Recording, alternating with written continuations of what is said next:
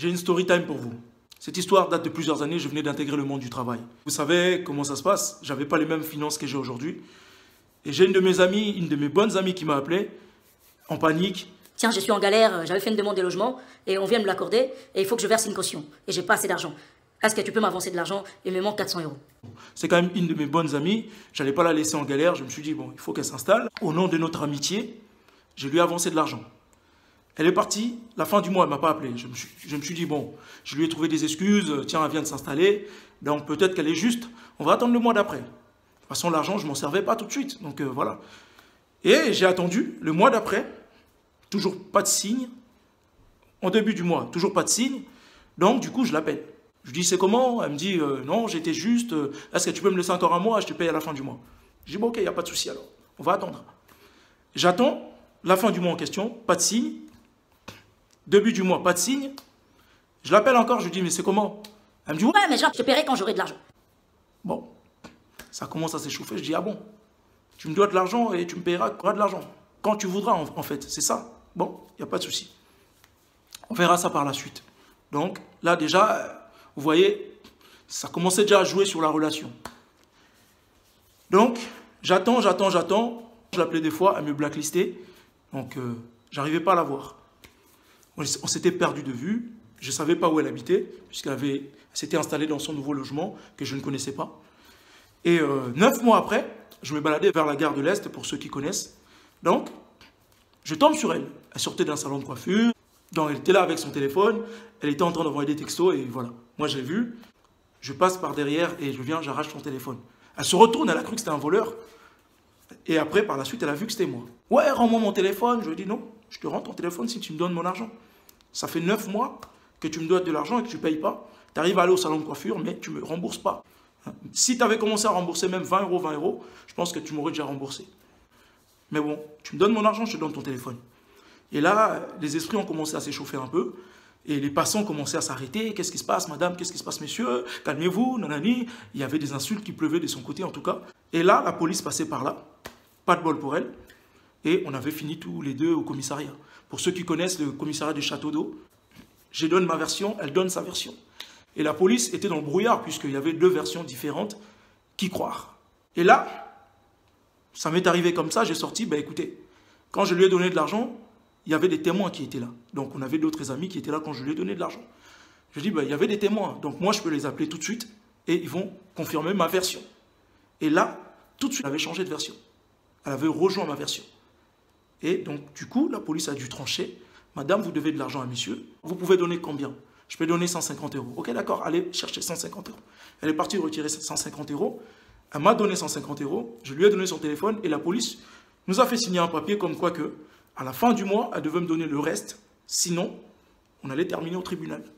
Et, à ma grande surprise, elle qui ne voulait pas payer depuis 9 mois, à la fin du mois, elle m'a appelé. Elle est venue me donner mon argent. Donc voilà. Mais malgré ça, par la suite, elle a cru qu'on était toujours bons amis.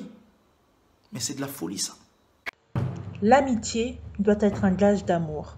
Et donc celui qui aime n'expose pas. Pense aux intérêts de l'autre autant qu'aux siens. Fait faire foi de compassion. Donne le temps et se donne le temps de connaître l'autre pour mieux composer avec. D'après Kamto, Agnoto, Ja. Moi, la famille, c'est Mboka. Bienvenue sur Africa Liboso. L'amitié.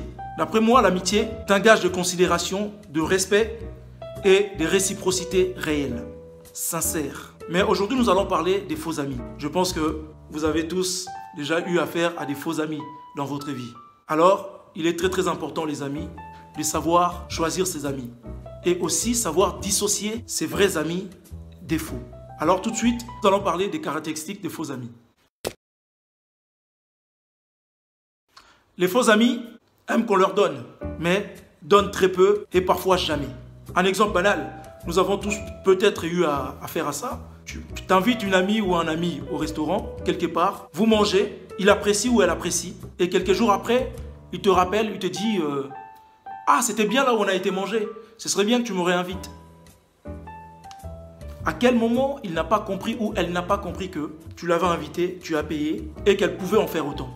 En fait, quand tu as des amis comme ça, tu dois comprendre que, en fait, il y a que toi qui crois que c'est ton ami. Tu es son ami, mais c'est quelqu'un qui n'est pas ton ami.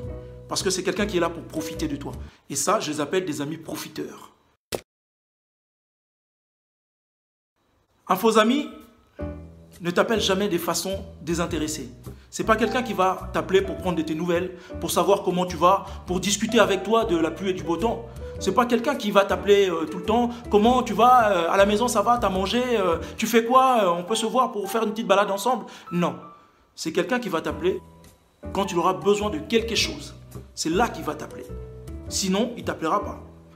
Quand tu vas lui dire, mais ça fait longtemps, toi tu vas l'appeler, ça fait longtemps, tu donnes pas de nouvelles, qu'est-ce qui se passe? Non, ces temps-ci je suis pris, ces temps-ci je travaille beaucoup, ces temps-ci il y a ma mère qui est malade. Il y a toujours quelque chose quand tu l'appelles, toi, pour prendre des nouvelles et que tu lui demandes pourquoi lui n'appelle pas. C'est pas quelqu'un qui va t'appeler pour prendre juste des nouvelles et quand il te donnera des nouvelles, c'est quelqu'un qui te donnera des nouvelles tous les 4 ans. D'ailleurs, nous le voyons tous, moi-même je le vois aussi. Tu as des gens que tu as dans ton téléphone, dans ton répertoire, c'est des gens qui t'appellent jamais toute l'année. Et c'est comme si on leur disait que le 31 décembre ou le 1er janvier, c'était un jour spécial des appels. Et c'est là que les gens prennent de tes nouvelles. Je ne sais pas, moi-même, des fois je me demande, est-ce que ce n'est pas des gens qui viennent vérifier si tu n'es pas mort?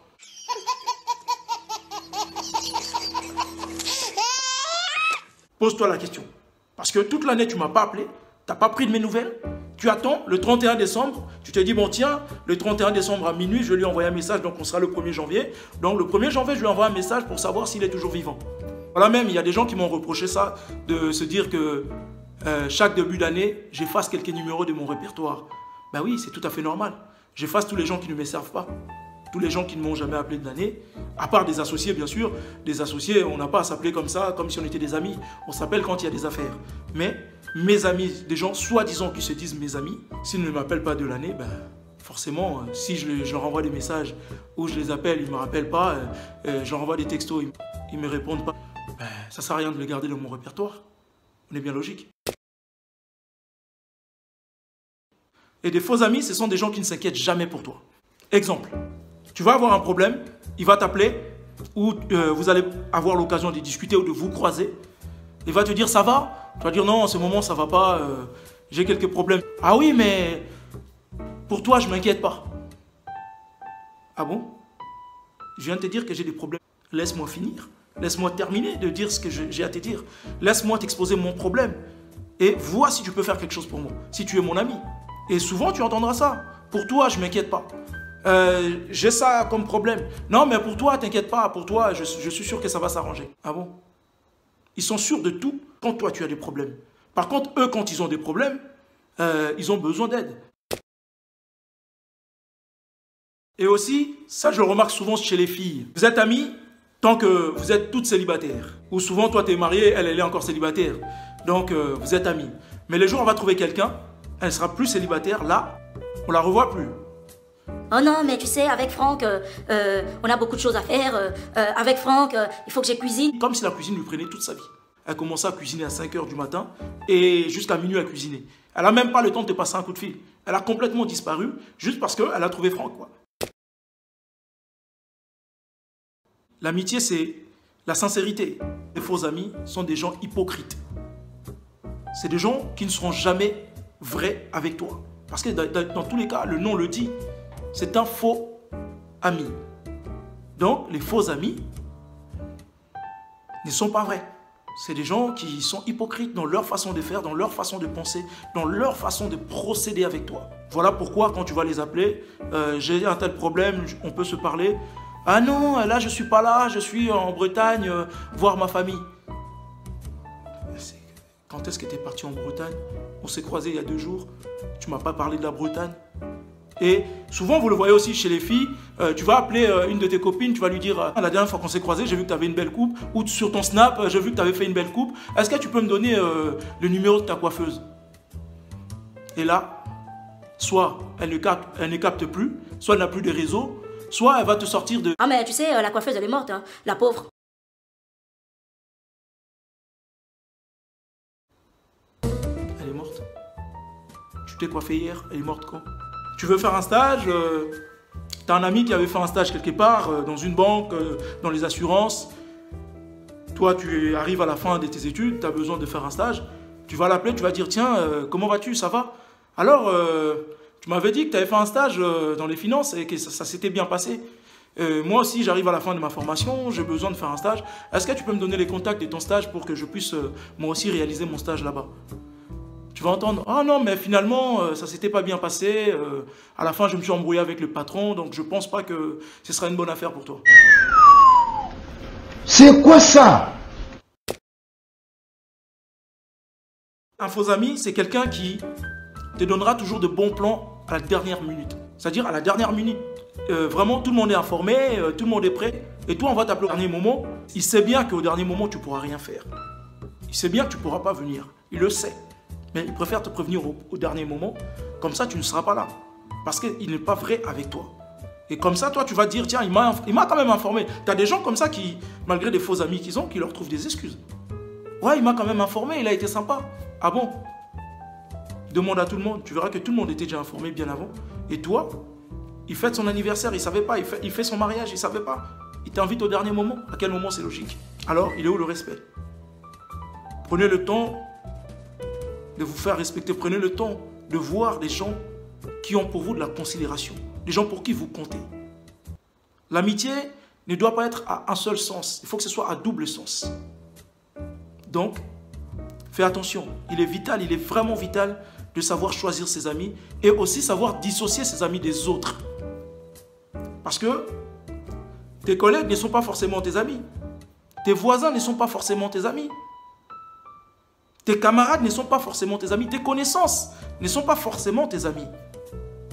Et l'amitié doit être un noyau, un petit noyau. Ce que j'appelle un petit noyau, c'est ton cercle restreint d'amis. Et c'est très important de savoir avoir cette stabilité, de t'accrocher à tes vrais amis et rester avec ces vrais amis. Des gens qui sont vrais avec toi.